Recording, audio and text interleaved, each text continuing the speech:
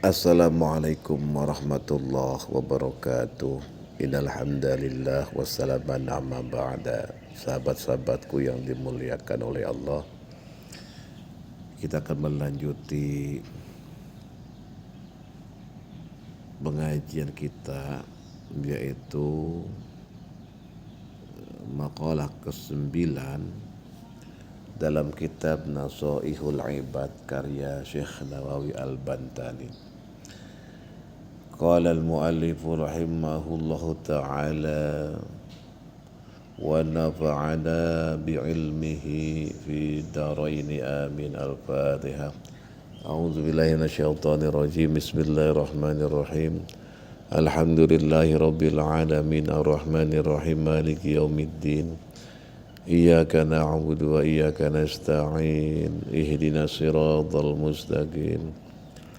Siratal ladzina an'amta 'alaihim ghairil maghdubi 'alaihim waladdallin. Rabbighfirli wa liwalidayya amin. Bismillahirrahmanirrahim. Man qasura lisanuhu 'anil ma'asi tala umruhu fin naimi. Barang siapa yang menjaga lisannya dari maksiat,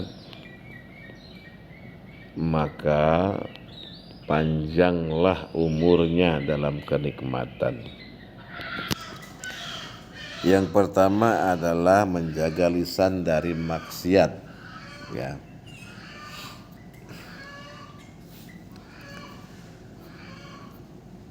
Lisan adalah salah satu anggota tubuh yang paling sering digunakan manusia. Pada saat ini saya sedang menggunakan lisan saya, ya. Begitupun orang lain ketika berbicara, ya. Dengan lisan seseorang dapat berbicara kebaikan atau sebaliknya mengucapkan hal-hal yang membawa dosa, ya. Seperti ghibah atau menggunjing, namimah, adu domba, berkata bohong, ucapan yang menyakiti hati orang lain. Orang yang mampu menjaga lisannya dari maksiat akan terhindar dari banyak dosa dan konflik yang dapat merusak kehidupannya. Yang kedua adalah panjang umur dalam kenikmatan, ya. Wa tala umruhu, ya, panjang umur dalam kenikmatan berarti dalam ketenangan, kedamaian dan keberkahan. Orang yang menjaga lisannya cenderung memiliki hubungan baik dengan Allah dan dengan sesama manusia, sehingga kehidupannya menjadi lebih tenang dan lebih bahagia. Kenikmatan juga dapat berarti kemuliaan di dunia dan di akhirat, karena lisan yang terjaga mencerminkan hati yang bersih. Yang ketiga adalah bahaya lisan, ya. Nabi Muhammad SAW telah bersabda, barang siapa yang beriman kepada Allah dan hari akhir, ya, man amana billah wal yaumil akhir, hendaklah ia berkata baik atau diam, falyakul khairan aw yasmut, ya, hadis Bukhari dan Muslim.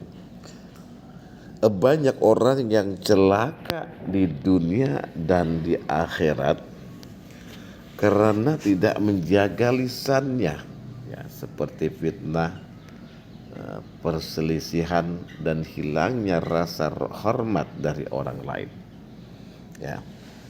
Adapun pelajaran dari maqalah ini adalah pengendalian lisan, ya. Ini adalah salah satu kunci keberkahan hidup. Dengan menjaga lisan, seseorang akan lebih fokus pada hal-hal yang baik dan tentunya terhindar dari dosa-dosa yang merusak dirinya sendiri. Menjaga lisan adalah cerminan dari kebersihan hati dan kekuatan iman. kehidupan yang penuh kenikmatan baik di dunia maupun di akhirat dapat diraih dengan menjaga diri dari perkataan yang sia-sia dan berdosa. Jika Anda ingin pembahasan lebih lanjut tentang konteks makalah ini atau hubungannya dengan kehidupan sehari-hari, ya, maka kita akan melanjuti pembahasan kita, ya, sahabat-sahabatku yang dimuliakan oleh Allah Subhanahu wa taala. Jadi hubungan makalah ke-9 ini yaitu dengan sifat-sifat Allah yang dapat dijelaskan melalui dimensi kesadaran, ya, terhadap keagungan Allah, ya, penghormatan terhadap kebesaran Allah dan refleksi sifat-sifat tersebut dalam menjaga lisan, ya. Jadi seperti ini, ya. Jadi hubungannya dengan makalah, ya, yang menjaga lisan dari maksiat adalah bentuk penghormatan, bentuk penghormatan terhadap keagungan Allah. Jadi makna sifat al-a'zamu, Allah adalah zat yang memiliki keagungan mutlak, ya. Tidak ada yang menandingi kebesaran Allah. Kesadaran akan keagungan Allah membawa manusia pada rasa takut dan hormat yang mendalam kepada Allah, ya. Jadi orang yang sadar bahwa Allah itu maha agung tidak akan berani mengucapkan hal-hal yang dilarang oleh Allah Subhanahu wa taala, ya, seperti ghibah, namimah, atau perkataan yang sia-sia. Dengan menjaga lisan, seseorang menunjukkan rasa ta'zim kepada Allah yang telah menciptakan manusia dengan keindahan, termasuk kemampuan berbicara. Yang kedua adalah sifat al-jalilu, yang maha mulia, ya, atau maha agung.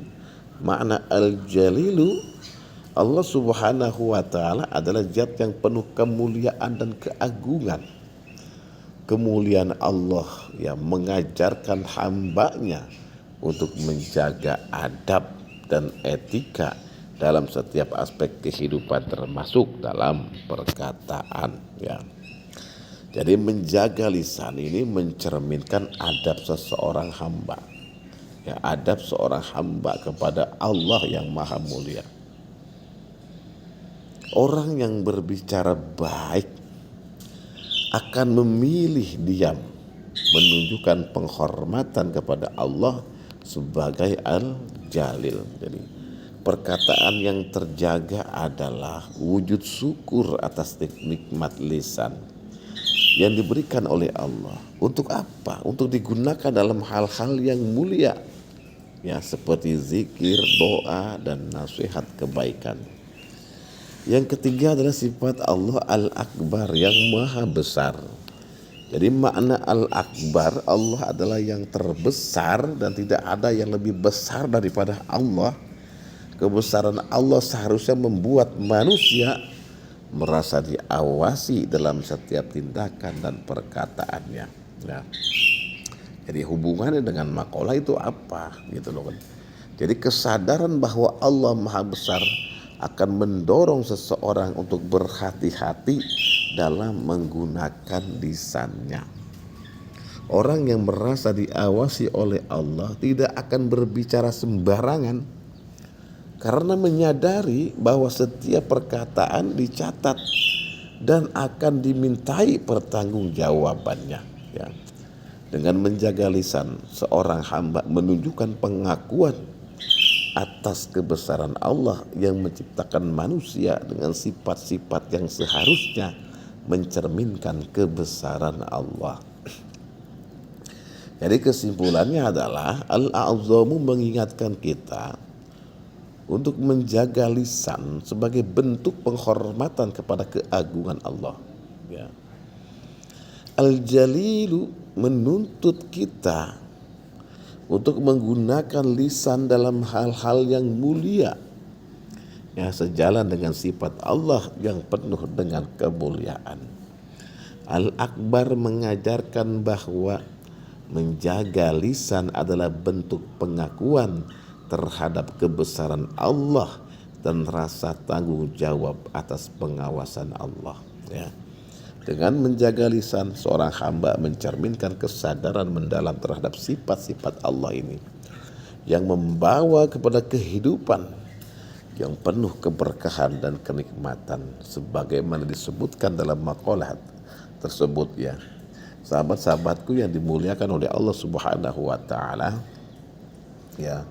Bagaimana kemudian, ya, Syekh Ibnu Allah, Syekh Ibnu Athaillah, ya, Athaillah persepsi sebagai seperti apa di dalam kitab Al-Hikam itu tentang mengomentari tentang makalah ini, ya. Ya. Jadi makalah ketiga dalam kitab Al-Hikam mengatakan, kesungguhanmu dalam mencari apa yang telah dijamin oleh Allah kepadamu dan kelalaianmu terhadap apa yang diminta oleh Allah darimu adalah tanda bahwa mata hatimu tertutup. Jadi hubungan makalah ketiga kitab Al-Hikam dengan makalah ke-9 Nasoihul Ibad, ya, memiliki kaitan yang erat dalam aspek yang pertama kesadaran hati terhadap Allah, yang kedua prioritas dalam beramal, yang ketiga pengendalian diri sebagai cerminan keimanan, ya. Berikut adalah hubungannya: satu, menjaga lisan dan kelalaian terhadap tugas utama.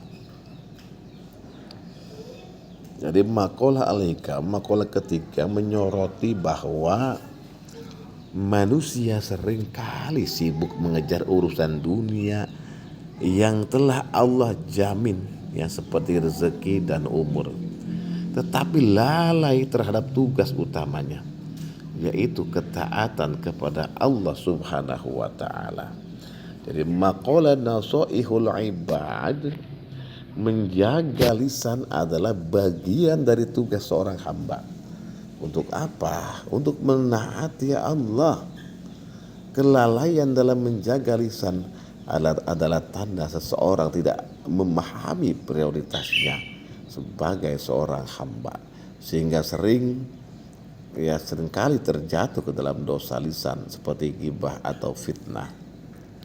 Jadi hubungan keduanya mengingatkan bahwa kelalaian terhadap tugas utama seorang hamba, yaitu ketaatan dan ibadah kepada Allah, adalah tanda buta hati. Menjaga lisan adalah salah satu bentuk kesadaran terhadap tugas yang Allah tuntut dari manusia. Yang kedua adalah pengendalian lisan sebagai bukti keimanan. Jadi maqalah Al-Hikam, manusia yang sibuk dengan apa yang sudah dijamin oleh Allah menunjukkan lemahnya iman. Sebaliknya, iman yang kuat terlihat dari keseriusan menjalankan tugas yang Allah perintahkan. Jadi maqalah Nasoihul Ibad, ya, lisan yang terjaga mencerminkan hati yang penuh keimanan. Orang yang menjaga lisannya dari maksiat adalah orang yang memahami hakikat kebesaran Allah dan kewajiban dirinya sebagai hamba. Atau hubungan keduanya menekankan bahwa amal yang benar lahir dari hati yang sadar terhadap Allah. Menjaga lisan adalah salah satu bukti iman yang tercermin di dalam perilaku lahiriah. Yang ketiga adalah keberkahan dalam menjalani hidup. Ya, maqalah Al-Hikam, yaitu kesibukan mengejar dunia dapat menghilangkan keberkahan hidup. Fokus terhadap tugas ketaatan kepada Allah adalah kunci mendapatkan keberkahan. Jadi maqalah Nasoihul Ibad, yaitu menjaga lisan, membawa kepada panjang umur dalam kenikmatan, baik kenikmatan dunia berupa hubungan sosial yang harmonis maupun kemakmuran, ya, kenikmatan akhirat, ya, berupa keberkahan amal. Jadi hubungan keduanya mengajarkan bahwa keberkahan hidup diperoleh dengan memprioritaskan apa yang Allah tuntut atau ketaatan dan meninggalkan apa yang tidak bermanfaat atau maksiat, ya maksiat lisan dan dosa lainnya. Walhasil ya yang pertama adalah hubungan kesadaran hati, ya kedua makalah menekankan pentingnya kesadaran hati dalam menjalankan tugas sebagai hamba. Menjaga lisan adalah salah satu wujud dari kesadaran tersebut. Yang kedua, prioritas ketaatan, ya jangan lalai terhadap tugas utama seorang hamba, yaitu taat kepada Allah, termasuk menjaga lisan dari maksiat dan ucapan yang sia-sia. Yang ketiga adalah refleksi keimanan, ya. Menjaga lisan mencerminkan tingkat keimanan seseorang. Kelalaian terhadapnya menunjukkan lemahnya hubungan dengan Allah, ya sebagaimana dijelaskan dalam maqalah ya Al-Hikam. Itu. Jadi keduanya saling melengkapi ya dalam mengajarkan pentingnya fokus pada amal yang mendekatkan diri kepada Allah dan menjaga diri dari hal-hal yang mengundang dosa, khususnya dosa lisan. Demikianlah, semoga bermanfaat. Tafaqu bihadza ihdinas siratal mustaqim. Wassalamualaikum warahmatullahi wabarakatuh.